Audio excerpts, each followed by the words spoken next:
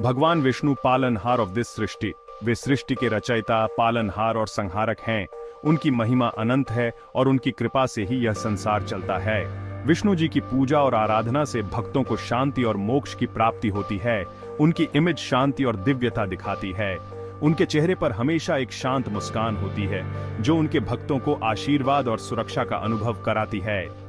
विष्णु जी की यह दिव्यता हमें यह सिखाती है कि सच्ची शांति और संतोष भीतर से ही आता है। उनके साथ हमेशा रहते हैं शेषनाग, जो अपने फनों पर भगवान विष्णु और माता लक्ष्मी का भार उठाते हैं। शेषनाग, जो अनंत नाग के रूप में जाने जाते हैं, विष्णु जी के सबसे प्रिय सेवक हैं। वे विष्णु जी के साथ हर समय रहते हैं और उनकी सेवा में तत्पर रहते हैं। शेषनाग अनंत शक्ति और ज्ञान के स्वामी, उनके अनेक फन और विशाल शरीर उनकी शक्ति और ज्ञान का प्रतीक हैं। शेषनाग की यह शक्ति और ज्ञान हमें यह सिखाता है कि सच्ची शक्ति और ज्ञान का स्रोत भीतर से ही आता है। उनके विशाल फन पूरे ब्रह्मांड की रक्षा करते हैं। शेषनाग का यह रूप हमें यह सिखाता है कि सच्ची शक्ति और ज्ञान का उपयोग हमेशा दूसरों की रक्षा और सेवा के लिए किया जाना चाहिए। शेषनाग की यह सेवा भावना हमें यह सिखाती है कि सच्ची सेवा और समर्पण का अर्थ क्या होता है। वे भगवान विष्णु के आसन और सेवक दोनों हैं।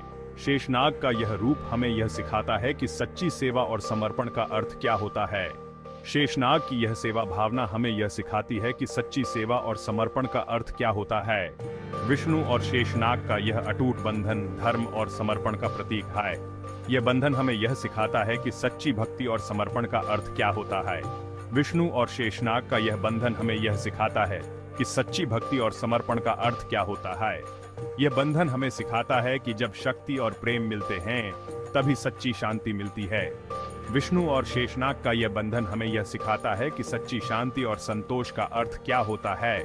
यह बंधन हमें यह सिखाता है कि सच्ची शांति और संतोष का अर्थ क्या होता है।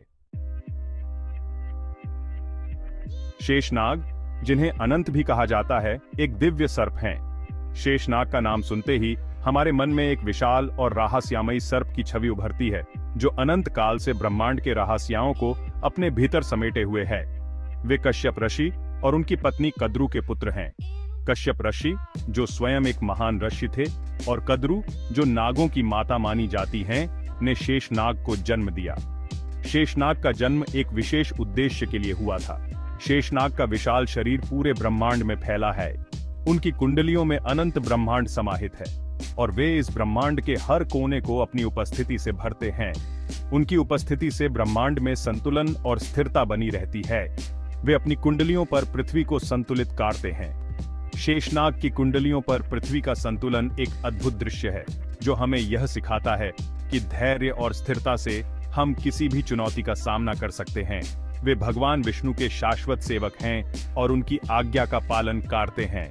शेषनाग भगवान विष्णु के विश्राम स्थल के रूप में भी जाने जाते हैं, जहां भगवान विष्णु शेषनाग की कुंडलियों पर विश्राम करते हैं। शेषनाग धैर्य और स्थिरता के प्रतीक हैं। उनकी उपस्थिति हमें यह सिखाती है कि जीवन में धैर्य और स्थिरता कितनी महत्वपूर्ण है। शेषनाग की कहानी हमें यह भी बताती है कि कैसे एक दिव्य सर्प ने ब्रह्मांड के संतुलन को बनाए रखने में महत्वपूर्ण भूमिका निभाई है।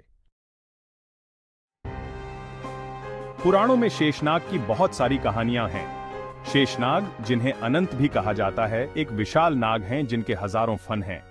वे भगवान विष्णु के शैया के रूप में भी जाने जाते हैं।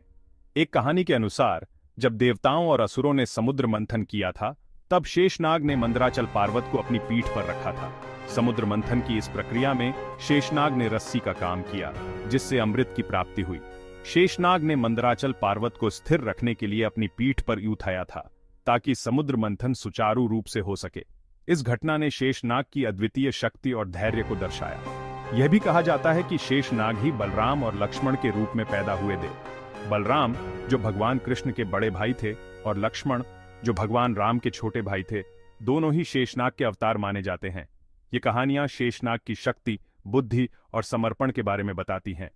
शेषनाग की कहानियां हमें यह सिखाती हैं कि कैसे समर्पण और धैर्य से किसी भी कठिनाई का सामना किया जा सकता है।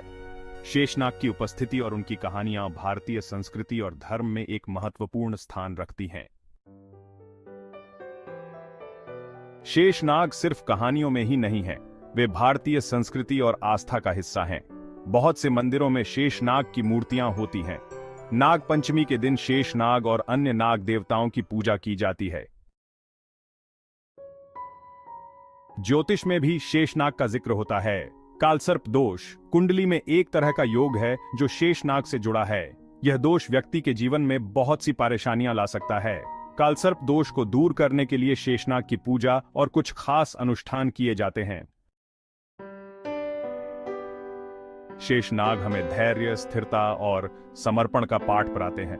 वे हमें सिखाते हैं कि कर्म करते रहो, फल की चिंता मत करो।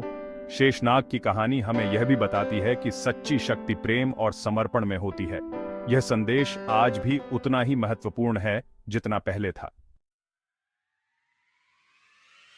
विष्णु और शेषनाग का बंधन शक्ति और प्रेम का अटूट बंधन है। यह बंधन हमें सिखाता है कि सच्ची शांति और समृद्धि के लिए धैर्य, समर्पण और प्रेम जरूरी हैं। शेषनाग की कहानी हमें प्रेरित करती है कि हम अपने कर्तव्यों को पूरी ईमानदारी और समर्पण के साथ निभाएं। यह संदेश हमें जिंदगी में हमेशा सही रास्ता दिखाता रहेगा।